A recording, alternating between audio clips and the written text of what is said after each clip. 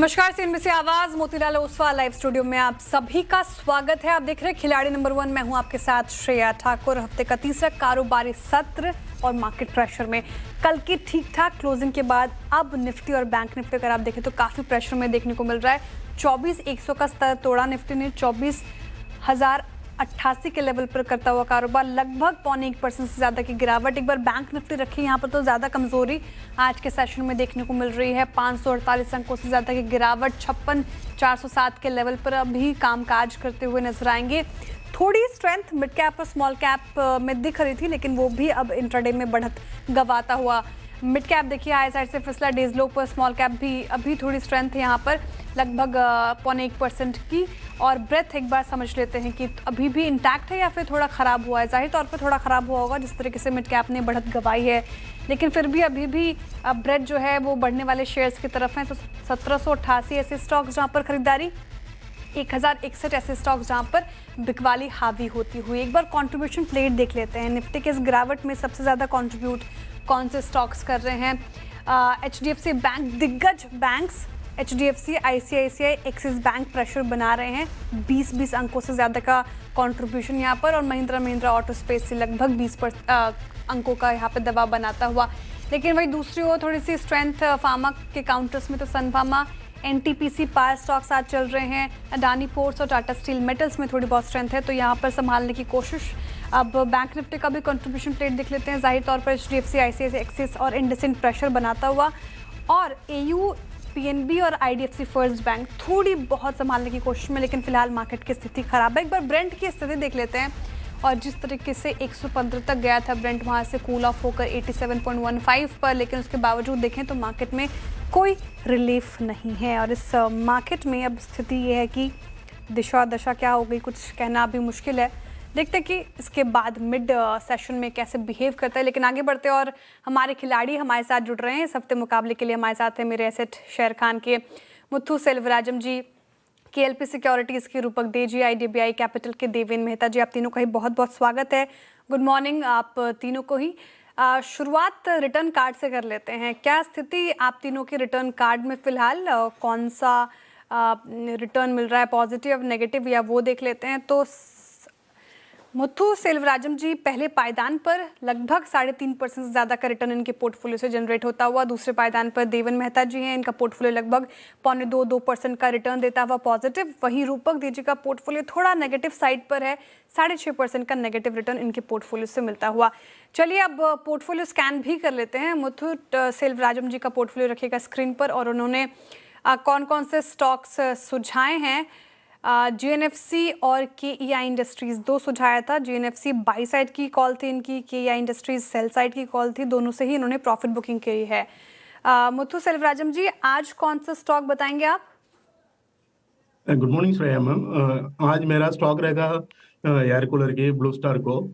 Currently 1970 चल रहा है। प्रीवियस हैडल ब्रेकआउट देखने नजर आ रहा है, पॉजिटिव डाइवर्जेंस है, और short term exponential moving average के ऊपर चल रहा नजर आ रहा है। मेरा अपसाइड के टारगेट रहेगा 2125 और स्टॉप लॉस रहेगा 1915 का।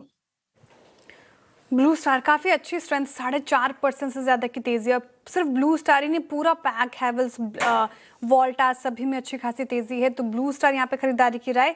1915 का स्टॉप लॉस लगाना है, और 2125 का टारगेट एक्सपेक्टेड है यहाँ पर ब्लू स्टार में। ये हो गई मुथ्थू सेल्वराजम जी के पिक। अब रूपक दे जी का भी पोर्टफोलियो फटाफट से स्कैन कर लेते हैं। इन्होंने क्या एक्शन लिया अपने पोर्टफोलियो में?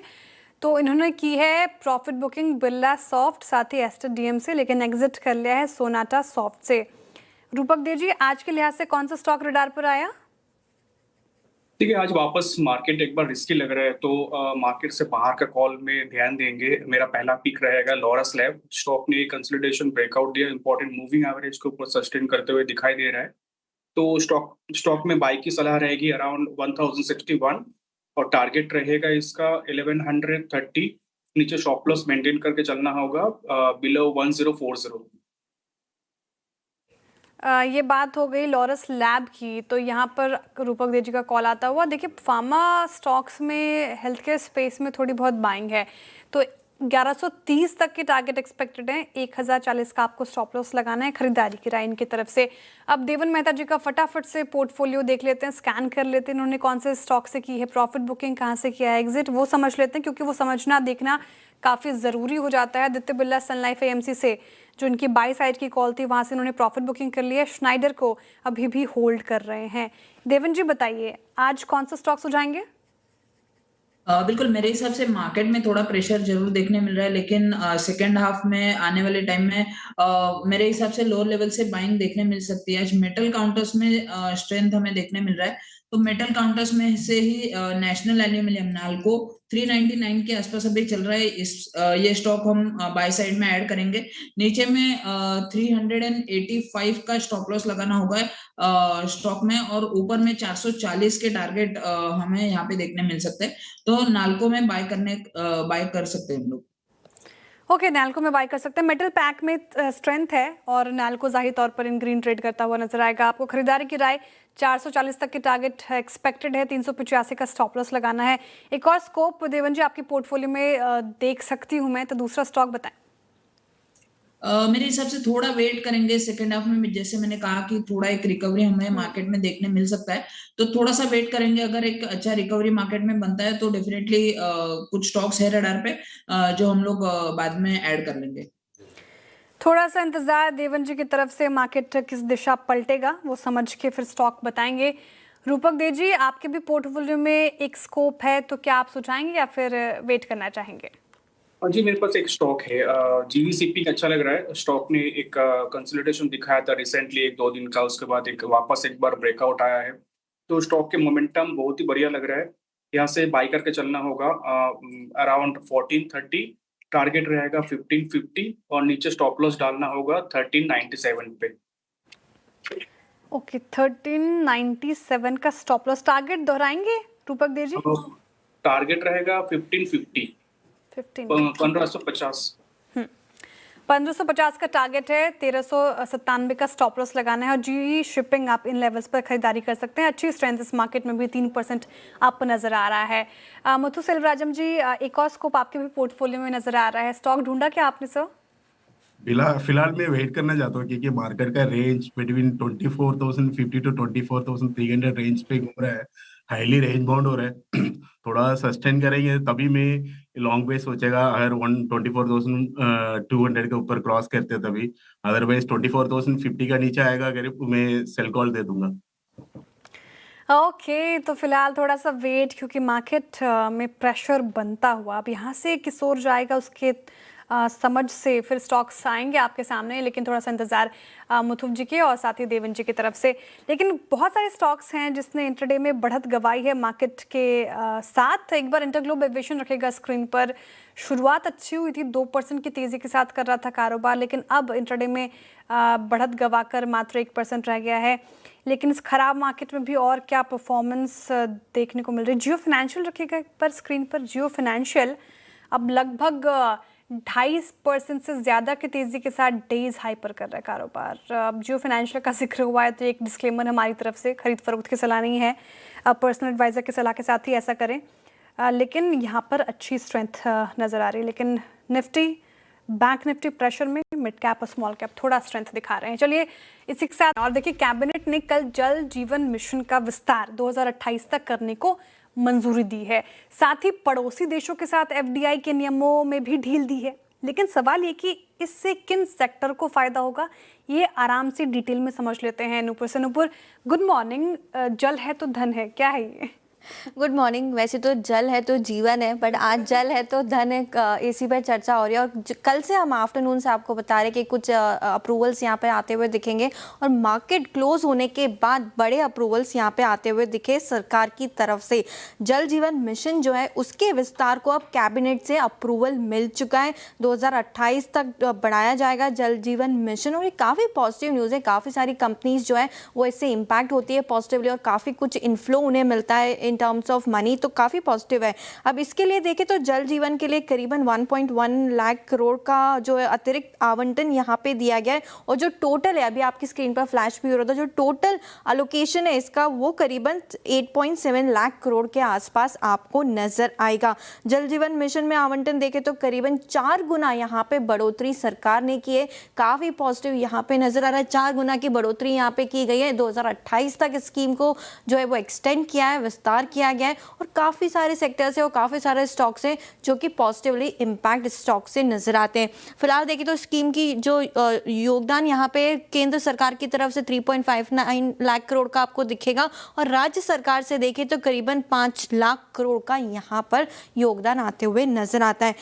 कंपनीज भी आपके लिए पुल अप कर लेते हैं किसको कितना फायदा होगा। जल जीवन मिशन से सबसे पहले पाइप मैन्युफैक्चरिंग कंपनीज को फायदा मिलता है सीधा सीधा, तो वेल्सपन कॉर्प जैसे स्टॉक्स जो है वो फोकस में आते हुए नजर आता है। फिनोलेक्स इंडस्ट्रीज, एस्ट्रल लिमिटेड, सारे ही स्टॉक्स में आज अच्छा अपमूव आपको देखने को मिल रहा है। इसके अलावा वाटर ट्रीटमेंट ईपीसी कंपनीज भी फोकस में, वीएटेक, वाबक, आयन एक्सचेंज जैसे स्टॉक्स भी आपको पॉजिटिव ही ट्रेड करते हुए नजर आएंगे।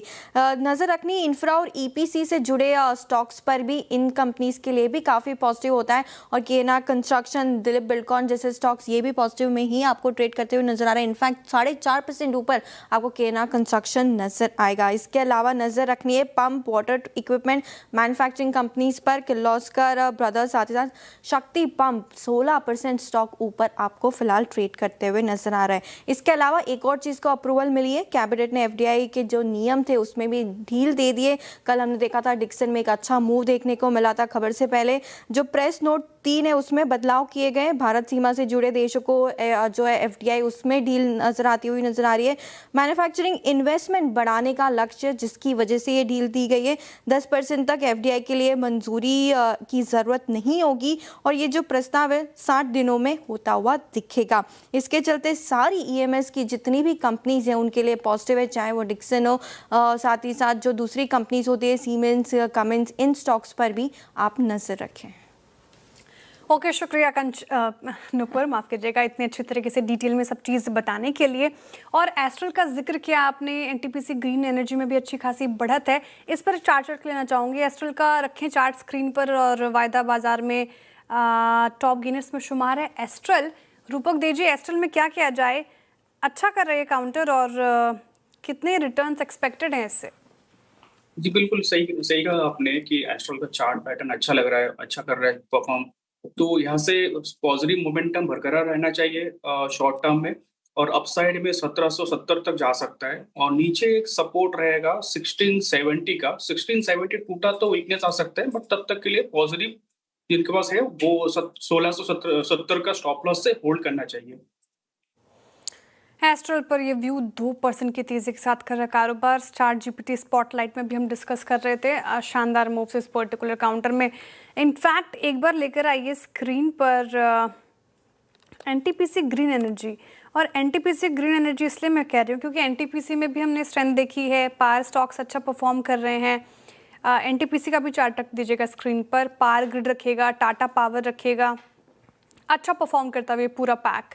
लेकिन एनटीपीसी पे हमने चर्चा की थी, एनटीपीसी ग्रीन, ये बताएंगे देवन जी आप चार्ट देखकर? हालांकि स्टॉक ने कुछ खास परफॉर्मेंस नहीं दिखाई है, लेकिन आज के लिहाज से क्या लगता है आपको? बिल्कुल, एनटीपीसी ग्रीन की बात हम लोग करें तो ओवरऑल स्ट्रक्चर वीक है। काफी टाइम से हम लोग ने देखा है हायर लेवल से इसमें प्रेशर और लोअर बॉटम फॉर्मेशन बना के नीचे आता है स्टॉक। जब तक 91 के लेवल सरपास नहीं होते यहाँ पे, तब तक ये स्टॉक में कोई बाय करने का कोई रिकमेंडेशन नहीं है। लेकिन ओवरऑल स्ट्रक्चर वीक है। अगर एग्जिस्टिंग पोजीशन है तो 85 का स्टॉप लॉस लगा के होल्ड कर सकते हैं। ऊपर में 91 के आसपास आए तो एग्जिट करने की सलाह रहेगी। स्ट्रक्चर वीक है एनटीपीसी ग्रीन का। स्ट्रक्चर वीक है, जैसा कि मैं बता रही थी कि कुछ खास रिटर्न्स मिले नहीं हैं। अच्छा मुथु सेल्वराजम जी, आपने ब्लू स्टार बताया, वायदा का टॉप गेनर बना हुआ है, लगभग अब 4.5-5% की तेज़ी। मुंबई में तो येलो अलर्ट जारी है गर्मी के कारण, और जिस तरीके से 40 डिग्री के पार अभी तापमान मुंबई का जाएगा, और गर्मी से पहले ये सारे स्टॉक्स चलते हुए, ब्लू स्टार का जिक्र हुआ, वोल्टास देखिए, हैवेल्स देखिए, सिम्फनी देखिए, अच्छी खासी तेज़ी। वोल्टास 2.5 से 2.25% अप, ये भी काउंटर, इसको चेज करें? मुथु वोल्टास भी सेल्वराजन जी, अच्छा है। वोल्टास को जी। या वोल्टास भी हायर बॉटम पैटर्न फॉर्मेशन में चल रहा है और भी एक हर्डल है कि 15-10 क्रॉस करे तभी अपसेट जा सकता है। ऊपर की जो अपस्विंग लेवल है 1585 क्रॉस करके 1650-1700 तक जा सकता है पोजिशनली। ये स्टॉक अच्छा है ये भी। ओके, 1650-1700 तक के target position point of view से भी देख सकते हैं आप इसको, तो अच्छा लग रहा है। काउंटर भी पूरा पैक दमखम दिखाता हुआ। चलिए एक इंटरेस्टिंग चीज़ बताते हैं आपको कि भोपाल में सफल कैंप के बाद अब निवेश निर्णय की टीम 15 मार्च को वडोदरा पहुंच रही है, जहां फोकस होगा निवेशकों को और ट्रेडर्स से खास मुलाकात और चर्चा का। अगर आप मार्केट को लेकर उत्साहित हैं और ट्रेडिंग और इन्वेस्टिंग को गहराई से समझना चाहते हैं तो निवेश निर्णय सेशन बिल्कुल भी मिस ना करें। खासकर इस बाजार में तो आपकी समझ ही आपको नुकसान से बचा पाएगी। तो मैं खुद इस लर्निंग सेशन में शामिल होकर वडोदरा के ट्रेडर्स और इन्वेस्टर्स के सवालों का इनफैक्ट जवाब लेंगे हम हमारे पूरे पैनल से। तो अगर आप CNBC आवाज़ की टीम से मिलना चाहते हैं, सवाल पूछना चाहते हैं तो 15 मार्च की तारीख नोट कर लें और मिस ना करें। चलिए, तो ये बात होगी, इसी के साथ रुक रहे एक छोटे सेगमेंट की तरफ मोड़ते हैं और फटाफट से रिटर्न कार्ड हमारे खिलाड़ियों के स्क्रीन पर लेकर आते हैं और क्या फेरबदल फिलहाल देखने को मिल रहा है। लेकिन मुथु सेल्वराजन जी पहले पायदान पर बरकरार 3.5% से ज़्यादा का रिटर्न इनका पोर्टफोलियो दे रहा है। दूसरे पायदान पर देवन मेहता जी हैं, थोड़ा सा रिटर्न कम हुआ इनके पोर्टफोलियो से, लेकिन अभी भी लगभग 0.5% के करीब पॉजिटिव रिटर्न इनका पोर्टफोलियो। रूपक दे जी ने काफ़ी इंप्रूव कर लिया अपने पोर्टफोलियो को, लेकिन अभी भी फिलहाल नेगेटिव टेरिटरी में और करीब लगभग 1% का नेगेटिव रिटर्न इनके पोर्टफोलियो से मिलता हुआ। तो ये हो गया रिटर्न कार्ड की बात। अब कोई भी अपडेट हमारे खिलाड़ी की तरफ से वो हम मिड कैप मंत्र में लेकर आएंगे आपके लिए। बहुत शुक्रिया आप तीनों को हमारे साथ जुड़ने के लिए और सीधे मुलाकात होगी अब 1 बजे, फिर साथ ही 2 बजे कमाई का अड्डा में। अब बन रही CNBC आवाज़ के साथ। नमस्कार।